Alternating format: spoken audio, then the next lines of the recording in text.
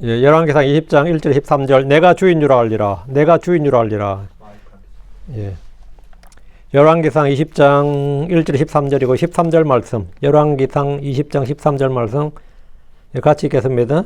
보라, 한 예언자가 이스라엘 왕 아합에게 나아가 이르되 주가 이같이 말하노라. 내가 이 큰 무리를 보느냐. 보라, 내가 이날 그 무리를 내 손에 넘겨주리니 내가 주인 줄을 내가 알리라. 예, 내가 주인 줄을 내가 알리라. 하나님께서 이스라엘에게 행하신 이런 일 저런 일이 있는데 그 주로 이적과 표적 권능이죠. 이적과 표적과 기사 권능들은 왜 행하셨느냐 하면 내가 주인 줄 알게 하기 위해서예요. 율법을 주신 것도 마찬가지고 안식일을 주신 것도 마찬가지예요. 안식일도 표적입니다. 그건 왜 주셨느냐? 예, 내가 주인 줄 알게 하기 위해서예요. 내가 주인 줄 알리라. 내가 주인 줄 알게 하려면이라. 예, 예. 내가 주인 줄 알게 하려면이라.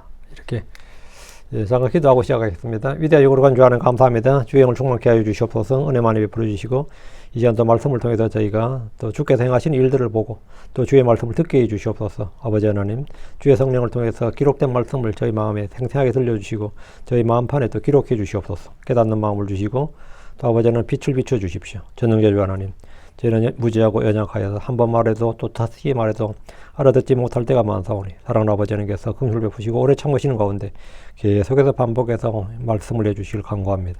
그리고 교훈 얻게 해주시고 저희가 변화받게 해주십시오. 아버지는 말씀을 들어 깨닫지 못할 때 열매를 맺을 수 없고 또 말씀을 깨닫지 못하는 자는 짐승과 같은 자라고 했습니다.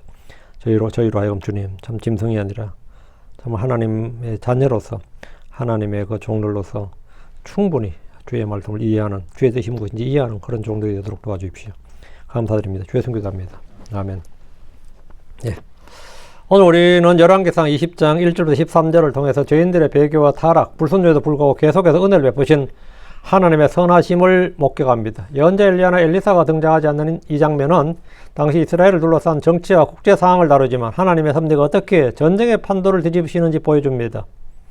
시리아의 베나다 왕이 32개국 연합군으로 사마리아를 포위한 위기 속에서 이스라엘은 가나안 땅의 인종의 섬, 종교의 섬, 민족의 섬으로 영원한 공격 대상이었습니다. 그건 예나 지금이나 건국 시작부터 지금까지 앞으로도 마찬가지, 대환란 때까지 계속 그렇습니다. 북왕국 이스라엘은 아합의 시대 유대교를 포기하고 이방 종교를 받아들여서 세상과 융화하려 했습니다. 세상과 통합되고 이방 민족들과 이제 우린 차이가 없다. 이제부터 우린 독특한 민족, 유일한 민족으로 섬 남지 않고 종교도 우린 유대교 포기하겠다. 너희들과 같이 하겠다 이거예요. 그러나 교회나 이스라엘의 세속화는 오히려 환영을 받는 게 아니라 혐오를 부릅니다. 교회가 세상과 동화되겠다고 하면서 막 세상에 나가면 우리가 예를 들어서 동성애 찬성 이렇게 한다고 해서 세상에 와 교회가 정신 차렸네 그러지 않습니다. 오히려 혐오의 대상이 돼. 교회 완전 막 갔네 그러지. 교회가 정신 차렸네 그러지 않아요.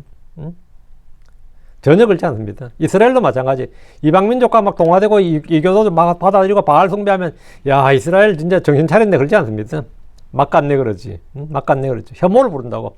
맛을 잃은 소금이 짓밟히듯이 하나님의 백성은 세상과 분리될수록 빛이 납니다. 오늘 본문은 위기 속 하나님의 은혜와 인간의 어리석음을 통해서 우리에게 묻습니다. 너희는 이 세상의 압박에 항복할 것이냐? 하나님의 약속을 붙잡을 것인가? 자, 본문 보겠습니다. 1절입니다. 그리고 시리아의 왕 베나닷이 자기의 모든 군대를 함께 모았으니 그와 함께한 32명의 왕들과 말들과 병거들이 있었더라. 그가 올라가 사마리아를 포위하였고 그것을 대적하여 싸웠더라. 베나닷이라 부를 때 벤이죠, 벤. 벤 할 때 벤은 이제 아들이란 뜻입니다. 아들. 베나닷은 하닷의 아들이란 말인데 하닷은 시리아의 신들 중에서 폭풍의 신 이름 토르가 천둥의 신, 천둥 번개죠. 그 하닷은 뭐냐면 폭풍의 신이란 뜻입니다. 그 벤하닷이니까 하닷의 아들인데 예. 베나닷 1세, 2세, 3세가 있고요. 본문에 나오는 왕이 이제 베나닷 2세입니다. 베나닷 2세고 베나닷 1세는 이제 아합의 아버지 오므리와 전쟁을 벌여서 헤로도시를 노략했습니다. 베나닷 2세는 이스라엘의 아합과 아시아와 요람과 동시대 인물입니다. 이때 시리아는 여러 개의 작은 국가들로 이루어져 있었고 다메섹을 통치하던 왕이 베나닷이었습니다. 그와 함께한 32명의 왕들의 이 말은 시리아의 소국들 여러 도시국가들의 왕들을 다 합친 겁니다. 그 완전 연합국을 이룬 거죠. 시리아의 모든 소국들이 연합해서 이스라엘을 공격했습니다. 그가 올라와 사마리아를 포위하였고 사마리아는 이스라엘 수도입니다. 포위하였고 그것을 대적하여 싸웠더라. 사마리아는 당시 이스라엘의 수도였는데 그들은 곧바로 수도를 포위해버렸습니다. 뭐 변경해서 국경선에 사온 게 아니라 이미 수도까지 포위된 상태란 말이죠. 응? 한국으로 치면 뭘 생각하면 병자호란 생각하시면 돼요. 아니 뭐 저기 쳐들어왔다 압록강 넘었다 말 들었는데 왕이 피난할 사이도 없이 이미 한양까지 당대해버린, 그러니까 포위해버린 뭐 이런 꼴이죠. 사마리아를 포위했다 이 말이죠.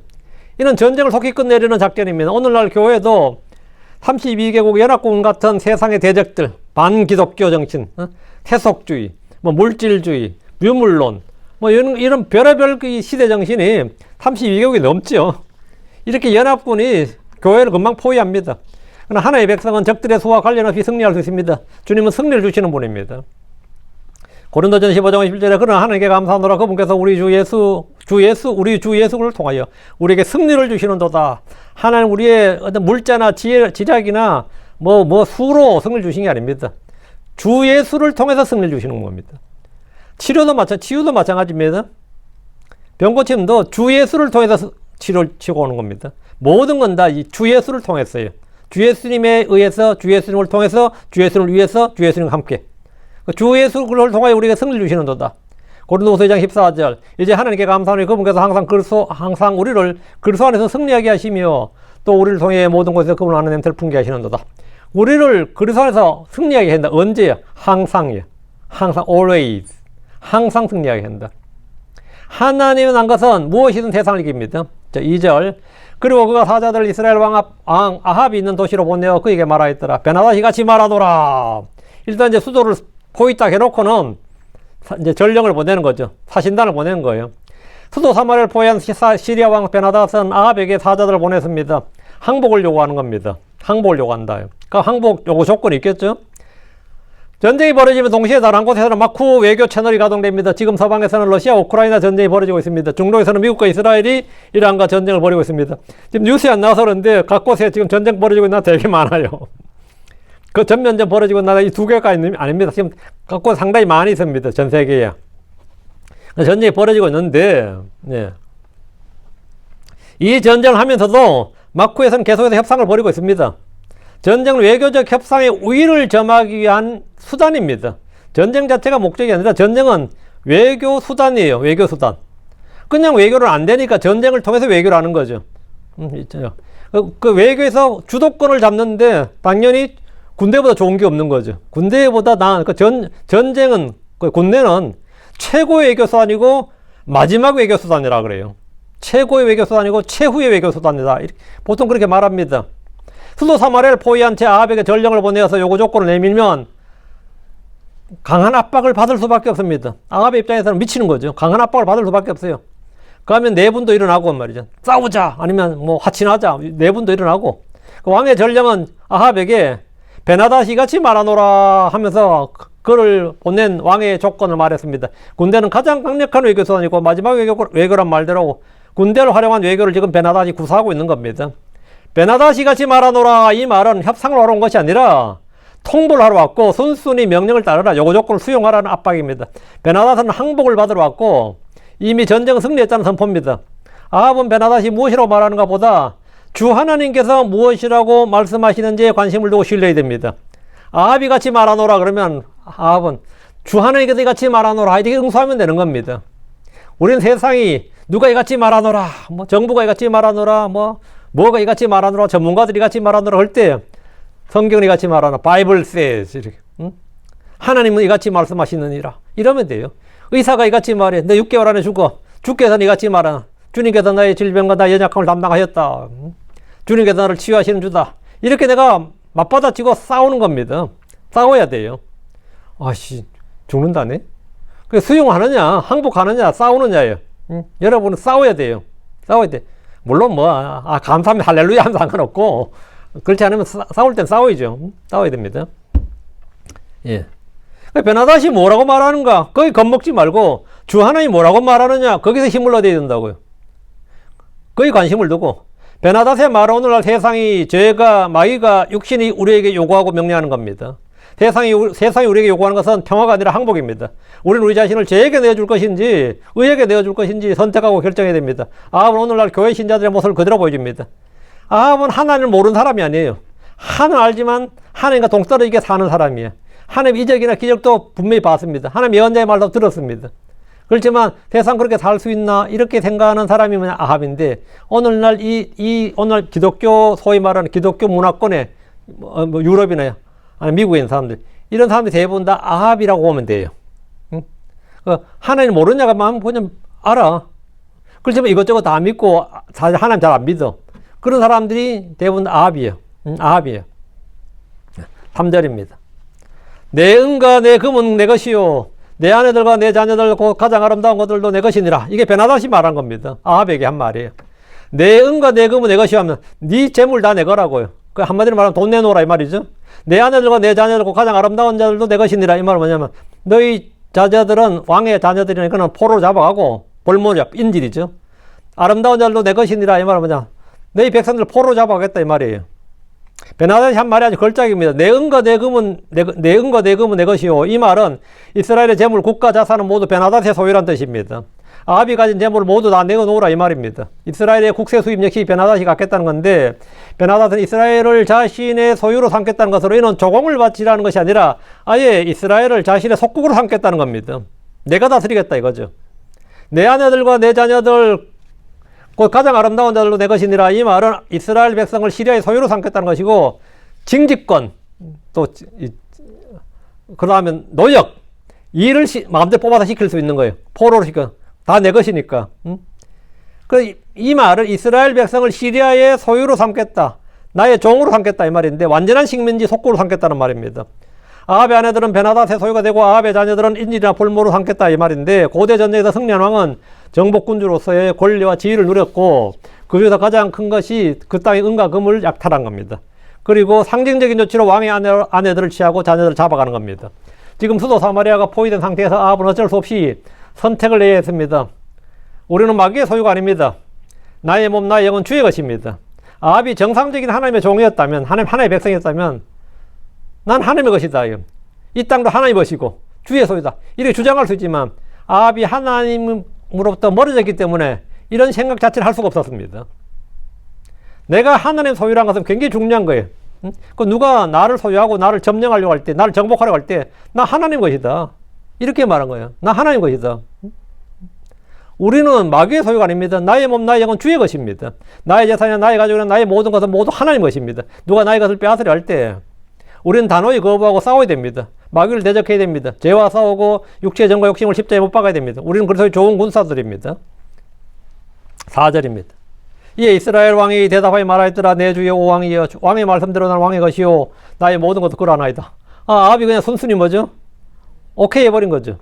아합은 베나다스를 내 주의 오 왕이여 라고 불렀는데 이것은 종이나 신하가 자신의 주인을 부를 때 사용한 호칭입니다. 아합은 베나다스의 강력한 군대 앞에서 이미 항복 의지를 표명했습니다. 지금 당장은 베나다스가 싸울 수 있는 힘이 없었습니다. 흔히 꼬리를 내린다는 표현을 쓰는데 아합은 베나다스의 요구를 전혀 거부하지 못하고 왕의 말씀대로 나는 왕의 것이요 나의 모든 것도 그러하니다 라고 하니까 처분에 맡깁니다. 이런 거죠. 그러나 전쟁이나 외교에서 말은 말일 뿐일 때가 많습니다. 지연 전술이나 속임수로 항복을 표명할 수도 있습니다. 당장 위기를 극복하기 위해서 기만 전술로 그들을 항복할 수도 있고 아합은 지금 당장 베나다시 보낸 사신들의 목을 베어버리거나 그들 잡아다가 감옥에 쳐넣어버리거나 그래서 일체 협상을 거부하고 결사항전의 의지를 보여줄 수 있습니다. 그러면 그 다음날 바로 전쟁이 군대가 바로 이제 왕국으로 쳐들어오겠죠. 그러니까 아합은 시간을 좀 벌어야 되죠. 적을 좀 안심시켜야 되고 일단 항복을 의사표시했어요. 그러나 그는 지금 상황을 일단 모면하고 시간을 좀 끌 필요가 있었습니다. 아합은 속으로는 분노하면서도 말로는 완전히 항복할 것처럼 꼬리를 내렸습니다. 내 주의 오 왕이여 왕의 말씀대로 나는 왕의 것이요 나의 모든 것도 그러하니다. 내가 왕의 것이고 나의 모든 것도 그러하니다 하니까 베나다시 어떻게 했어요? 이 말 들을 때 이 자식이 싸워보지도 않고 그냥 바로 꼬리를 내리거나 바로 항복하는거나 된 거죠. 그러나 아합의 속마음은 결코 항복할 뜻이 없었습니다. 그는 이 위기를 타개하기 위해서 시간을 볼 생각이었습니다. 일단 항복 의사를 확실히 표명함으로써 사신들을 무사히 돌려보내고 그럼 베나다시 공격을 계속 공격하지 않을 것이고 아합은 그 사이에 내부의 힘을 좀 결집할 수 있습니다. 아합은 세상 사람들의 지혜를 그대로 보여줍니다. 겉과 속이 다르고 말과 행동이 다릅니다. 적을 속이는 것은 그건 비열한 게 아니에요. 그건 지혜입니다. 적을 속이는 건 지혜예요. 그러나 적의 속임수에 당하는 것은 뭐라고요? 그건 가장 어리석은 죄예요. 저게 적장의 말을 믿는 자만큼 바보는 없다. 이 말이 있어요. 적장의 말을 믿는 것만큼 바보는 없다. 그래요. 그러나 크리스천으로서 우리는 세상에서 이런 이중적인 태도를 취하는 것은 지혜가 아니라 영적 타협이고 굴복입니다. 우리는 그래요.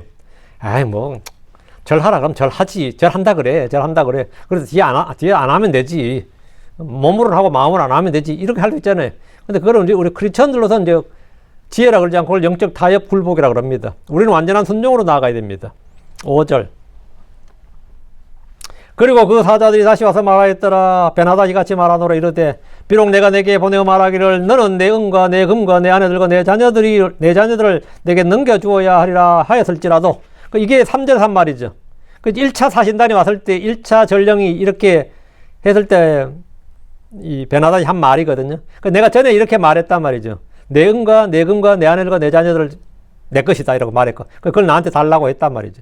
베나닷은 이번에 그런데 아합이 군소리 않고 오케이 하니까 좀 더 강력하게 압박을 하는 거죠. 한 번 더 보내가지고 야 잘됐다. 그 베나닷은 다시 사자들을 보냈으면 2차로 보낸 거예요. 기다리지 않고 항복하겠다는 말은 했지만 실제로 지금까지 이루어진 건 아무것도 없습니다. 말로는 베나닷의 요구를 모두 수용할 것처럼 했는데 실제로 이루어진 것은 없었어요. 그러다 다시 사자를 보내서 아합을 좀 압박을 하는데 이번에는 좀 강도가 더 셉니다. 비록 내가 내게 보내어 말하기를 너는 내 은과 내 금과 내 아내들과 내 자녀를 내게 넘겨주어야 하리라 하였을지라도 내가 아합한테 내가 이렇게 요구를 했을지라도 말이죠. 그 3절에 대한 설명이죠. 베나닷의 1차 요구는 아합이 은과 금과 그의 아내들과 자녀들을 베나닷에게 넘겨줘야 된다. 요거였어요. 그러나 여기서 멈추지 않았습니다. 그렇게 하면 아마 아합이 수용했을 거예요. 응? 수용했을 거예요. 어쨌든 금과 은을 나한테 넘겨달라 그러면 금과 은을 넘겨줄 때 아합이 자신이 어쨌든 금과 은을 긁어 모아가지고 세금을 긁든 뭘 하든 간에 넘겨주는 거잖아요. 넘겨주는 거, 뭐, 자녀들도 뭐, 포로도 마찬가지로 포로만 몇 명 뭐, 바쳐라 그러면 몇 명 잡아다가 주는 이런 식인데 지금 이제 2차 요구는 그게 아니었단 말이죠. 1차 요구는 이제 네가 하라. 네가 나한테 달라는 거였고 2차 요구는 내가 가서 뺏겠다는 거예요. 그 세상의 요구는 처음에는 조금이라고 하다가 곧 모든 것으로 확대됩니다. 처음에는 그래서 타협의 문을 딱 열면 약간이나 조금이 아니라 전부가 되고 끝없는 약탈이 옵니다. 알코올 중독자나 마약 중독자들이 많은 범죄를 저지른 사람들은 처음부터 크게 사고를 친 게 아닙니다. 처음엔 조금 맛보았다가 조금 손댔다 한두 번 해본 것이 전부라 그럽니다. 근데 거기서 조금 해봤다, 한 번 해봤다, 두 번 해봤다. 그러다 한 번이 두 번이 되고 그것이 평생에 지속됩니다. 도박에 빠진 사람들이 처음부터 큰 돈 걸고 한 게 아닙니다. 처음엔 다 재미로 했다 그래요. 처음은 다 재미로 했다 그래요. 재미로 조금 해봤다. 그냥 오락삼아 조금 해봤다. 한두 번 해봤다. 그러다가 거의 뭐 중독이 됩니다. 다 그렇습니다. 그러니까 죄나 세상이나 육신의 정죄나 마귀는 결코 한두 번으로 그치게 하지 않습니다. 베나닷이 딱 말하니까 아합이 오케이 하니까 2차 요구가 딱 들어오는 거예요. 2차 요구가 뭐냐? 6절이죠. 1차 요구는 5절이었는데 2차 요구가 6절이에요. 그럼에도 내가 내일 이맘때에 나의 종들을 내게 보내리니 군대 보내겠다 이거예요. 그들이 내 집과 내 종들의 집들을 수색하리라. 그리고 내 눈에 보기에 즐거운 무엇이든지 그들이 그것들을 자기들의 손에 넣고 그것을 가지고 가리라. 뭐죠? 내일 와서 그냥 쓸어가겠다는 겁니다. 네가 바치는 게 아니라 우리가 가서 왕궁 다 털어갈 테니까 그냥 기다리고 있어 이런 거죠. 이거 아합도 이거 완전 기가 찰 노릇이죠. 응? 뭐 300달란트를 달라 그러면 우리가 뭐 하여튼 나라에서 어떻게 해서 300달란트를 주든지 뭐 500달란트 주든지 하는 거는 자기들 문제인데 너희들 그럴 필요 없이 내가 내 종을 보낼 테니까 한마디로 내 군대 보낼 테니까 우리가 가서 다 쓸어 담아올게 이거거든요. 응? 그 베나닷은 처음에 요구를 뒤집고 더 강력한 요구를 한 겁니다. 내일 이맘때에 아합의 집으로 가서 자기 종들을 보내가지고 아합의 집을 수색하겠다는 겁니다. 왕궁 다 털겠다는 거예요. 응? 아합이 은과 금을 내어놓지 않았기 때문에 강제로 수색해서 약탈하겠다는 말인데 이전의 요구는 아합이 항복의 의사로 자발적으로 은과 금을 내놓는 것이라면 이번엔 시리아 군대가 아합의 집을 뒤져서 왕궁의 보물을 모두 가져가겠다는 겁니다. 그것도 뭐 기한도 한 달 뒤가 아니라 내일 하겠다는 거예요. 베나닷은 아합의 집과 아합의 종들 하면 아합의 신하들이잖아요. 그 아합의 종들의 집을 수색해서 그들의 재물을 모두 압수하겠다는 겁니다. 그리고 내 눈에 보기에 즐거운 것은 무엇이든지 그들이 그것들을 자기들의 손에 넣고 그것을 가져가리라. 뭐 정해진 것이 아니라 다 가져가야 되겠다는 거예요. 은과 금만 가져가는 게 아니라 뭐든지 좋아 보이는 건 다 가져가겠다는 거예요. 이러면 아무리 아합이 골빈 놈이라도 이건 참을 수 있겠어요. 싸우지 이러면 못 견디죠. 베나다의 종들은 아합의 눈에 보기에 즐거운 거, 뭐 한마디로 좋은 것은 무엇이든지 그것들을 자기들의 손에 넣고 가지고 갈 것이라고 하는데, 그걸 뭐 조음의 양심의 가책도 없죠. 정당한 약탈을 하겠다. 이거는 우리의 전리품이다 이거예요. 승리자로서 당당한 전리품이니까 너희들은 내일 가만히 있으라고, 우리가 간다고. 우리가 죄에 굴복을 하면 말이죠. 처음에 내가 선택해서 죄를 짓는 것 같아요. 내가 술을 마셔도 내가 원하는 시간에 내가 원하는 양소에 내가 돈 내고 내가 술을 마시는 것 같은데, 시간이 지난 내가 처음에는 나한테 선택권이 주는 것 같은데 네가 하기 싫으면 안 하면 되고, 이렇게 돼요. 내가 선택권이나 주도권이 나한테 있는 것 같아요. 내 친구도 늘 나한테 그랬어요. 나는 뭐 마시고 싶으면 마시고 안 마시고 싶으면 안 마신다 그러거든. 근데 그렇지 않습니다. 처음엔 자기가 주도권이 있는 것 같은데 죄의 정욕, 이 죄의 굴복을 하면 말이죠. 굴복하면 죄의 정욕이 나를 지배하고 다스리고 나의 모든 걸 뺏어갑니다. 내가 종이지 내가 주인은 아니에요. 내가 선택권이 있는 게 아닙니다. 내가 선택권, 절대로 나한테 선택권 있잖아요. 죄의 지배를 받으면 모든 걸 빼앗기는데, 첫째는 나의 건강이 빼앗기죠. 돈 쓰면 나의 재산 빼앗기죠. 그 죄 때문에 나 인간관계 파괴되죠. 사회적 명예나 지위가 파괴되죠. 그리고 그 때문에 가족들이 반목하고 불화하게 되고 싸우다 보면 가족 관계가 흩어지고 이혼하게 되고 뭐 뿔뿔 흩어지게 되죠. 마지막으로 자기 생명을, 그다음부터 자살해버리죠. 자기 생명을 잃습니다. 다 빼앗깁니다. 죄는 점점 더 강도를 높입니다. 마지막에 빼앗는 게 뭐냐면 그 사람 생명을 빼앗아요. 더 빼앗을 거 없으면 그 사람 생명을 빼앗습니다. 그게 마귀의 전술 전략입니다. 마지막에 그 사람들은 뭐하냐, 다들 보면 그렇게 극단적 선택을 했다 이런 표현 쓰죠. 극단적 선택했다. 우리는 그렇게 표현하는 거죠.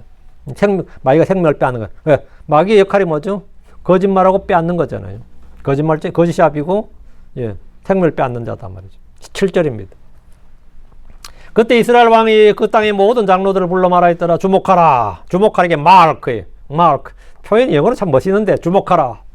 내가 너에게 청하노니, I pray thee 할 때 내가 너에게 청하노니, 이 사람이 어떻게 해를 끼치는지 보라.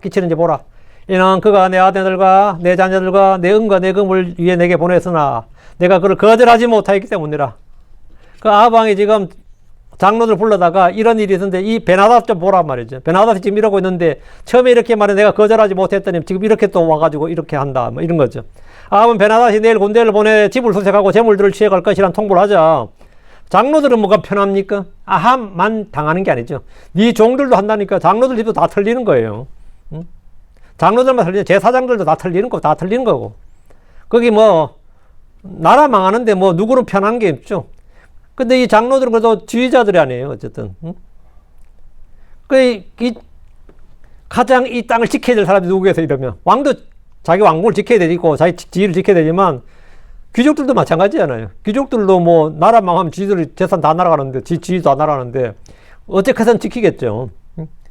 그러니까 장로 10지파의 장로들을 모아서 이 국난을 타개하는 겁니다. 이스라엘에서 장로는 국가 원로들이죠. 각 지파, 각 도시에서 강력한 영향력을 가진 사람들이 장로들입니다. 아합은 그 땅의 장로들에게 주목하라. 내가 너에게 청하노니 이 사람이 어떻게 해를 끼치는지 보라. 그래서 베나닷의 요구를 알려주는 겁니다. 이렇게 요구하는데 우리가 어떻게 해야 되겠냐. 이 말 듣고 나서 가만히 살 누가 있겠어요.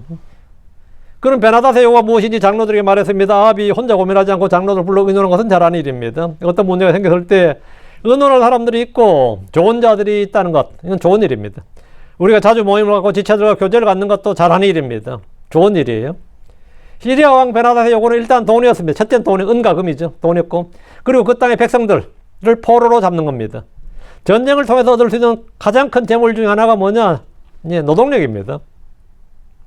포로들 잡으면 평생 동안 그들을 종으로 삼아서 일을 시킬 수 있고 돈 안 줘도 됩니다. 그게 포로예요. 전쟁 포로예요. 이스라엘의 청년들이나 아이들 그리고 여자들을 포로 잡아가 버리면 이스라엘은 약해지고 시리아는 강해집니다.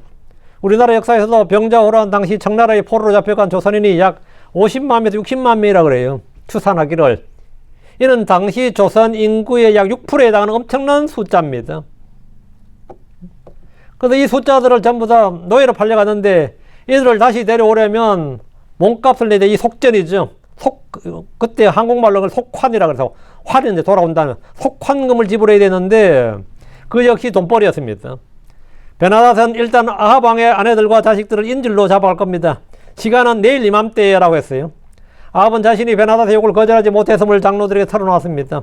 이는 그가 내 아내들과 내 자녀들과 내 은과 내 금을 위해 내게 보냈으나 사신들을 보냈다고요. 내가 그를 거절하지 못하였기 때문이라. 내가 그의 요구를 거절하지 못했다. 솔직하게 털어놨어요. 거짓말하지 않고 솔직하게. 지금 상황이 이렇다 이거. 아합이 베나닷의 요구를 거절하지 못한 것은 베나닷의 군대를 이길 힘이 없었기 때문입니다. 그는 주 하나를 믿는 믿음도 없었습니다. 이런 때에 그는 예언자 엘리야를 찾지도 않았습니다. 하늘에서 불을 내리고 비를 내리는 그 하나님이, 그 하나님의 사람이 그들 땅에 있었음에도, 자기들 땅에 있었음에도 불구하고 그는 엘리야를 부르지도 못했습니다. 이는 그가 하나님을 저버렸기 때문입니다. 하나님을 저버렸기 때문에 하나님의 사람에게 기도해달라 할 수도 없고 조언을 구할 수도 없었습니다. 그러니까 장로들을 부른 거예요.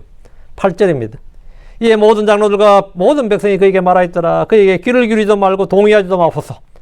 장로들 백성들은 뭐 베나닷의 요구가 너무 어이가 없었던지, 당연히 어이없죠. 내려와서 약탈해 가겠다는데 누가 그냥 가만히 당하고 있겠어요. 그럴 수는 없는 거죠. 동의하지 말라고. 아합 왕 앞에 모인 장로들과 백성들은 항복이 아닌 항전을 택했습니다. 이는 아합 왕의 의도이기도 했습니다. 아무리 아합이 항전을 하고 싶어도 장로들과 백성들이 동의하지 않으면 할 수 없는 일입니다.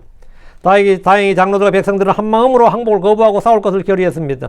그에게 귀를 기울이지도 말고 동의하지도 마옵소서. 장로들과 백성들은 재물을 빼앗기고 자기들의 생명과 가족들이 포로로 잡혀가는 것을 택하기보다는 죽더라도 싸우는 편이 차라리 낫다고 생각했습니다. 베나닷이 처음부터 조공을 바치라는 정도를 요구했다면 장로들과 백성들도 싸움보다는 화평을 원하며 항복을 택했을지 모릅니다.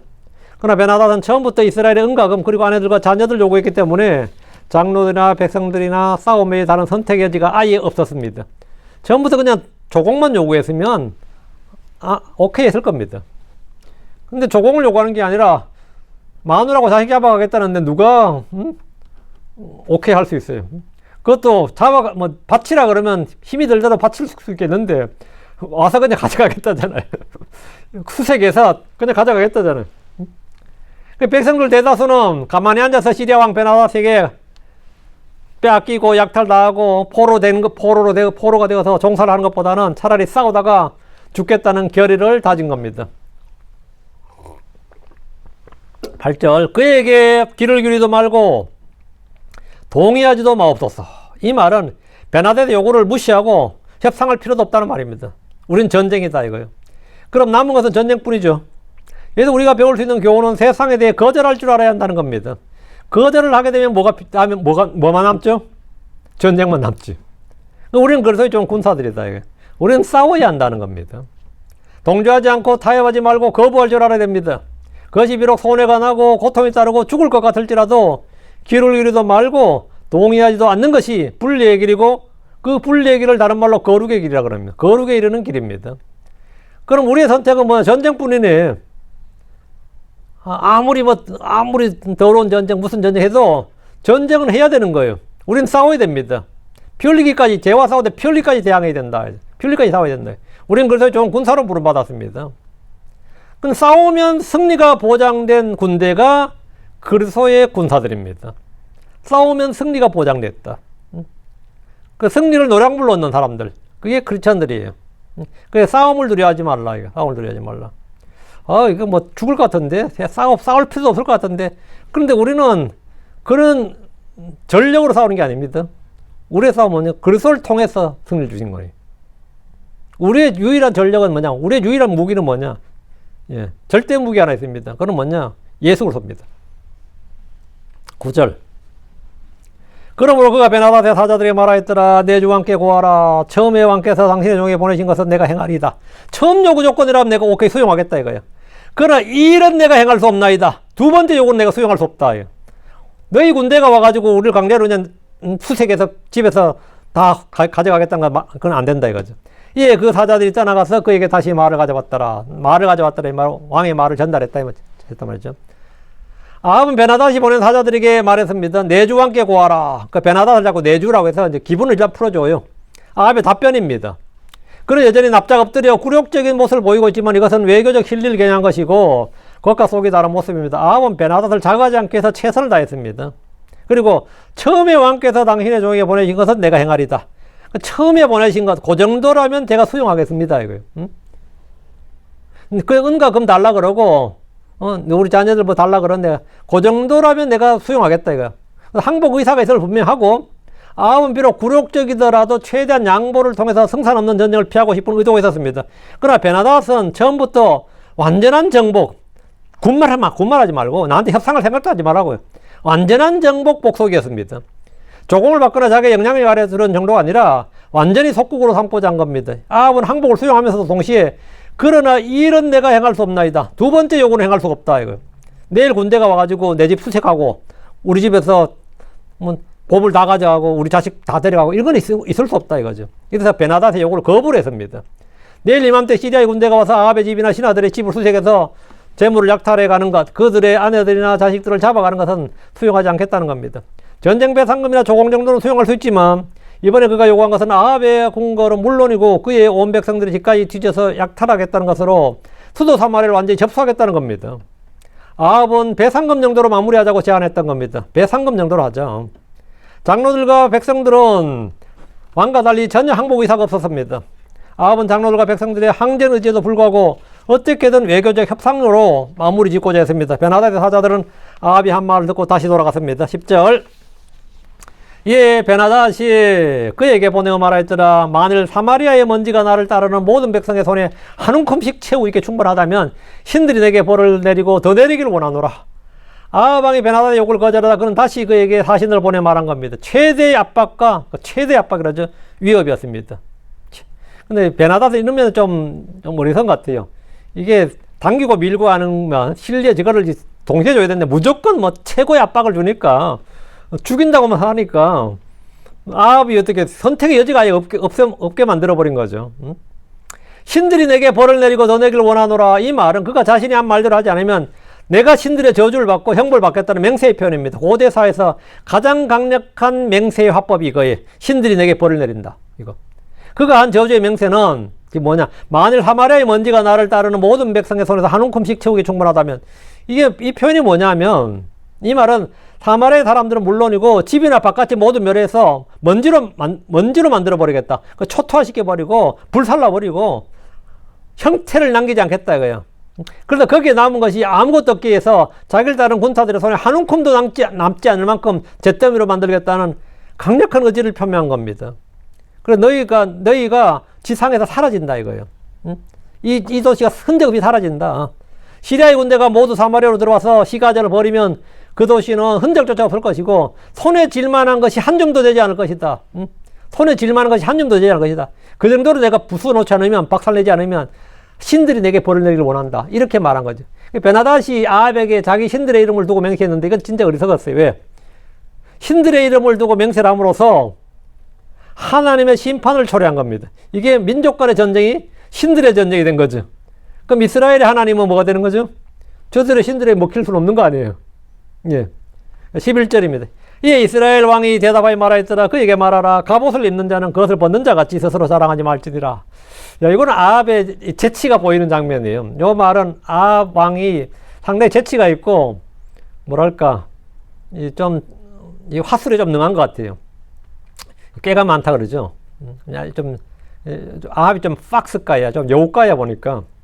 베나닷의 위협에 아합이 대답을 했는데, 그에게 말하라. 그는 베나닷이 보낸 사신들에게, 전령들에게 대답을 줬는데, 갑옷을 입는 자는 그것을 벗는 자 같이 스스로 자랑하지 말지니라. 이랬어요. 뭔 말인지 와닿아요? 그러니까 너희 나라 박살내버린, 사마리아 박살내버린다. 먼지한테 막 형태도 없이 만들어버리겠다. 이렇게 했을 때, 요즘 표현을 하면 석기시대로 만들어버린다. 이런 표현이 이거예요. 이렇게 말할 때 아합이 하는 말이 갑옷을 입는 자는 그것을 벗는 자 같이 스스로 자랑하지 말지니라. 이런 말인데 지금 한국말로 하면 김치국 마시지 마라. 김치국부터 마시지 마라. 샴페인 너무 빨리 터뜨리지 마라. 이 말입니다. 갑옷을 입는 자는 전쟁에 나가는 자고 전쟁을 시작하는 자들이죠. 그건 갑옷을 입는 자들이에요. 그것을 벗는 자는 전쟁이 끝나고 옷을 벗고 일상으로 돌아가는 건 승리자들입니다. 아직 전쟁을 시작하지도 않았는데 이미 이긴 것처럼 자랑하지 말라 이 말입니다. 아니 전쟁 시작도 안 했는데 갑옷을 입는 자가 뭐 전쟁 다 이기고 전쟁 끝난 것처럼 갑옷을 벗는 자처럼 말하지 말라 이거죠. 아합은 베나닷에게 요즘 말로 하면 길고 짧은 건 대봐야 된다. 우리가 그렇게 호락호락하지 않다 이거죠. 김치국부터 마시지 말라, 너무 일찍 샴페인을 터뜨리지 말라, 이런 점잖은 충고를 해준 겁니다. 아직 싸워보지도 않았는데 뭐 이미 승리한 것처럼 그렇게 베나다시 말을 하느냐. 이게 조롱을 하고 책망한 겁니다. 이거 미국 속담에 알이 부화되기 전에 병아리 수요를 세지 말라 이런 말이 있어요. 알이 깨기 전에 알을 내가 15개를 넣었다 그래서 저희 시골에서 해마다 제가 부화시키거든요. 저희 집도 부화를 많이 시키는데 그 유정란만 부화가 돼요.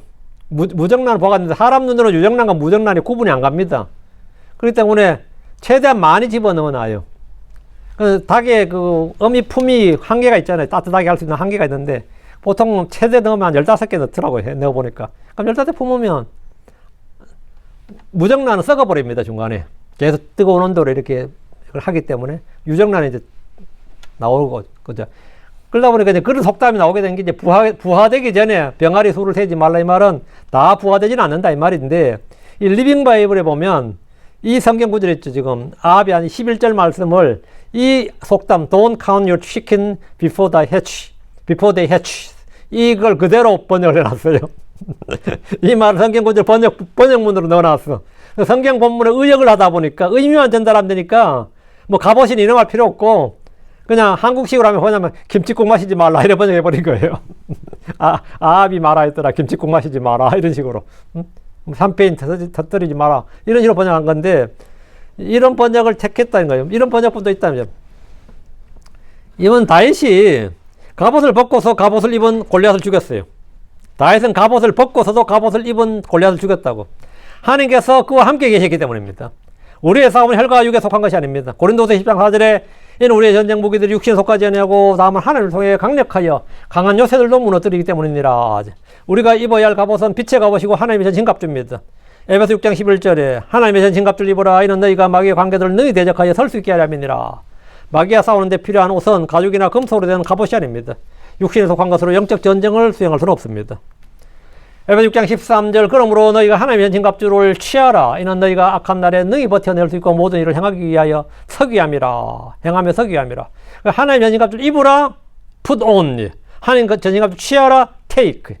우리는 하나님의 전신갑주를 입어야 되고 하나님의 전신갑주를 취해야 되는데 아합의 이 말은 오늘날 우리에게도 깊은 교훈을 주는 말입니다. 갑옷을 입는 자는 갑옷을 벗는 자처럼 하지 말라고. 12절 그리고 이런 일이 있었으니 베나다시 전을 들었을 때 그와 그 왕들이 참막안에서 마시고 있었더라. 그가 자기 종들에게 말하였더라. 너희는 전열을 갖추라. 이에 그들이 도시를 대적하여 전열을 갖추었더라. 베나다시 아합의 전하는 말을 들을 때 그는 다른 왕들과 함께 참막안에서 마시고 있었습니다. 여기서 마신다 이 말은 뭐냐면 술 마신다 말이에요. 술을 마신다는 겁니다. 술을 마신다는 말 그냥 자연스럽게 부드럽게 표현한 말이죠. 그들이 전쟁터의 군막에서 여유롭게 술을 마시는 것은 이스라엘을 전쟁 상대로 여기도 않고 완전히 무시하고 조롱하는 겁니다.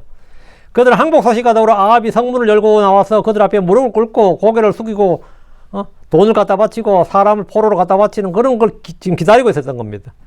그런데 항복을 거절하면서 저런 섞인 말을 하자 즉시 자기 종들에게 전열을 갖추겠습니다. 너희는 전열을 갖추라. 이 말은 뭐죠?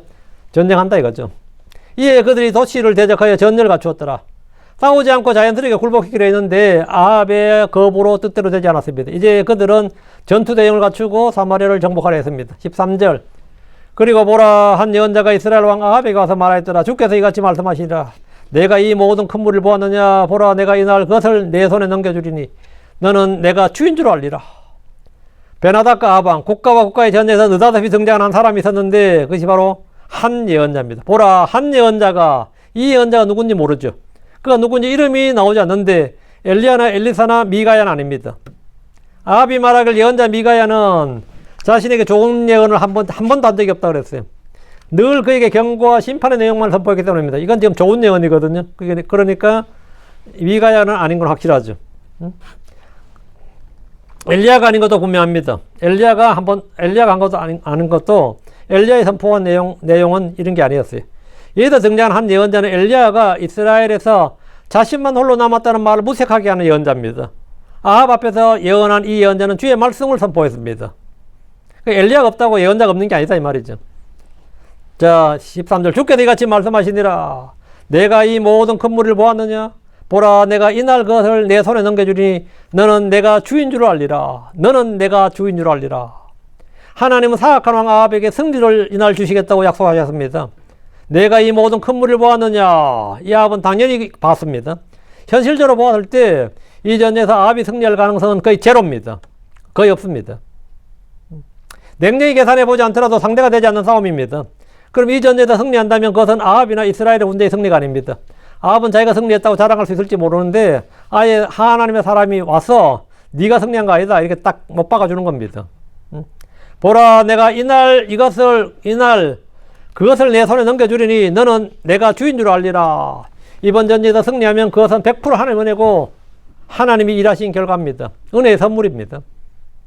이를 통해 하나님은 아합과 이스라엘에게 누가 주인 줄 알게 하려 하셨습니다. 비가 내리지 않는 가뭄과 기근에도 그들은 주를 부리지 않았습니다. 하늘에서 불이 내린 것을 보고 그분이 주 하나님심을 고백했지만 그들은 회개하지 않았습니다. 3년 6개월 만에 다시 비가 내렸음에도 그들은 여전히 바알을 숭배했습니다. 아합은 변하지 않았고 백성들은 회개하지 않았습니다. 이번에 주님은 전쟁을 통해서 다시 한번 자신을 계시해 주셨습니다. 이번 전쟁 승리를 통해서 이건 가능성이 전혀 없는, 승리의 가능성이 전혀 없는 이 전쟁의 승리를 통해서 주 하나님이 누가 주이시고 주 하나님이 너는 내가 주인 줄 알리라 이렇게 이걸 알게 하시는 겁니다. 하나님은 사악한 아합 왕 배교한 이스라엘에게 왜 승리를 주신 겁니까? 이 상식적으로 생각하면 아합과 이스라엘은 심판받아 마땅하고 이것이 율법이 정한 것입니다. 그러면서 주님은 그들에게 승리를 주었습니다. 주님은 엘리야를 통해 하늘을 닫고 열 수 있는 분이시고 갈멜산에서 불을 내림으로 참 하나님 누구인지를 입증해 주셨습니다. 그리고 이 전쟁을 통해서 크신 권능을 내리시고 크신 권능을 드러내시고 그분만이 그들의 유일한 구원자이심을 온 이스라엘이 알게 하려는 겁니다. 너희들의 구원자는 바알이 아니다. 이거. 비를 내리고 하늘을 열고 닫는 것도 하나님이고 불을 내린 것도 하나님이고 전쟁의 승리 구원자도 하나님이다. 이거. 하나님이다. 주님은 여러 차례 반복해서 그들의 마음을 두드리신 겁니다. 이 일을 통해서 확실히 누가 그들을 구원하는 하나님인지 제대로 알라는 겁니다. 하나님은 그분의 백성들이 알고 깨닫고 회개하고 믿기를 원하신 겁니다. 그러나 위기의 때에 은혜를 입은 죄인들은 그 은혜에 감격하여 회개하고 전심으로 주를 따르기보다 당장의 위기 극복을 위한 수단으로 여길 뿐입니다. 아합이 그랬습니다. 그는 이 전쟁을 통해 주님의 은혜를 맛보았지만 그 은혜를 세격거리로 바꿔버렸습니다. 아합 시대에 이스라엘은 수없이 돌이킬 기회가 주어졌습니다. 주님은 계속해서 오래 참으시고 그들에게 주 하나님 누구신지를 누가 주이신지를 계속 알게 해주셨습니다. 이적과 표적과 기적과 권능과 여러 가지 기사들을 통해서 계속 알게 해주셨어요. 하나님은 어느 왕들의 시대보다 이 아합의 시대에 더 놀라운 이적들과 표적들을 많이 보여주셨습니다. 그리고 걸출한 예언자 아합, 엘리야와 엘리사를 거기에 두셨고 그러면 뭐 알만도 한데 주님을 알만도 한데 이게 안 돼. 그게 안 돼요. 우리도 은혜를 받을 때 그 은혜를 받은 것, 그 은혜를 받았다는 그 사실, 그 경험만으로 그쳐서는 안 됩니다. 체험이 그냥 체험으로만 남아서는 안 됩니다. 은혜의 선물, 복을 받을 때는 그 선물이나 복에 감격하는 것보다 그것을 주신 분을 계속해서 생각하고 기억하고 신뢰해야 됩니다. 그 은혜를 주신 분을 계속 생각하고 기억해야 돼요. 근데 그 주신 분은 안 보이니까 그 주신 분보다 자꾸 그 사건만 기억할 때는 많죠. 응? 뭐 보면 그때 그런 일이 있었는데 그걸 주신 그분을 기억하고 그분을 생각하고 신뢰해야 된다. 이거. 오늘 이걸로 내가 주인 줄 알리라. 우리 일상에서 어떤 사건을 통해서 어떤 일을 통해서 놀라운 기적을 체험할 수 있고 표적이나 권능이나 어떤 이런 걸 체험할 수 있습니다. 그건 진짜 오늘 할렐루야입니다. 그건 무조건 할렐루야예요. 그때가 내가 굉장히 믿음이 좋은 때가 아니라 별로 아닐 때도 그럴 수 있습니다. 주님은 왜 그렇게 하셨냐 그러면 왜 그렇게 하면 내가 나에게 주 하나님을 알게 해주시겠습니다. 주 하나님의 성품과 권능과 주님의 그 지혜와 주님의 어떠하심을 알게 해주시기 위한 겁니다. 그래서 주님을 알고 주님을 부르고 찾으면 됩니다. 주님을 구하고 주님을 찾고 주님을 부르면 되는 거예요. 그럼 that's okay. 그러면 회복이 되는 거죠. 그것이 주님의 목적입니다. 그냥 표적 체험, 기적 체험이 주님이 주신 은혜가 아닙니다. 오늘은 내가 주인 줄 알리라 말씀을 잘 기억하시고 또 계속해서 다음 시간에 또 한 번 더 합니다. 이거는 한 번 더 13절에 한 번 더 나오기 때문에 13절에 했는데 한 번 더 나오기 때문에 또 말씀 좀 더 다루도록 하겠습니다. 기도합시다. 위대하시고 거룩한 주 하나님 감사합니다. 하나님 은혜 주셔서 오늘로 말씀 선포했습니다. 선포된 모든 말씀들이 성도에게 잘 전달되게 하시고 마음밭에 잘 뿌려지게 해주시고 하나도 말씀이 빼앗기지 않게 하시고 흘러나가지 않도록 해주십시오. 성도들이 말씀을 들을 때 그 말씀을 멸시하지 않도록 해주시고 또 말씀을 헛되이 듣지 않도록 해주십시오. 모든 말씀을 아버지는 기억나게 해주시고 또 마음에 필요할 때마다 그 꺼내 쓸 수 있도록 말씀을 사용할 수 있도록 해주십시오. 전능자 주 하나님, 저희가 은혜를 베풀어 주셔서 어떤 사건이나 이적이나 표적이나 기적을 체험할 때 그것 자체가 놀라운 경험이긴 하지만 아버지는 그것을 주신 주님을 기억하고 알게 해주시옵소서. 전능자 주 하나님, 저희가 일생을 살면서 참 주님을 알 수 있는 수많은 기회들이 있습니다. 그러나 또 저희가 그 많은 기회들을 놓쳐버림으로써 헛되이 은혜를 낭비할 수가 있습니다. 단 아버지 하나님, 저희를 불쌍하게 주셔서 은혜를 베푸신 주님, 오래 참으시고 긍휼 가운데서 저희에게 역사하시는 그 주님을 저희가 알 수 있도록 눈을 열어주시고 귀를 열어주시고 마음의 깨달음을 주시옵소서. 그래야 그 주님을 저희가 신실하게 섬기고 주를 찾고 주를 구하고 주의 이름을 늘 부르게 하여 주시며 아버지는 더 많은 체험, 더 많은 은혜를 저희가 누리게 해주시며 주님과 깊은 친교가 있도록 해주시고 지속적으로 주님의 은혜 안에, 주님의 사랑 안에, 주님의 말씀 안에 또 주의 성령 안에 거하게 하여 주십시오. 이 시간 말씀을 들은 모든 혼들에게 큰 은혜와 복을 주시기를 원합니다. 그리고 아버지 하나님, 그 말씀이 저희 속에 거할 때 저희가 원하는 것은 무엇이든지 구하게 하시고 아버지는 그것이 또 응답받도록 해주십시오. 감사드립니다. 주의 성기도합니다. 아멘. 아멘.